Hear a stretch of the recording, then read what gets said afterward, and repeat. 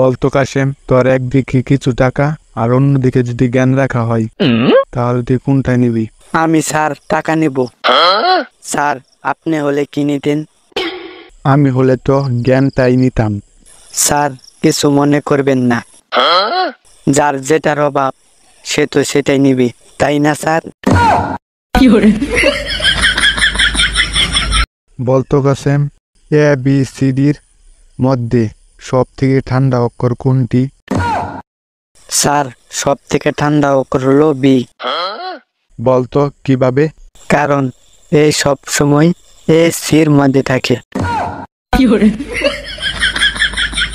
বাবু, তুমি সরকারি চাকরি না পেলে বাড়ি থেকে সম্পর্ক মেনে নেবে না। আমি সরকারি চাকরি পাইলে তোমাকে আবার আমার বাড়িতে মেনে নেবে না।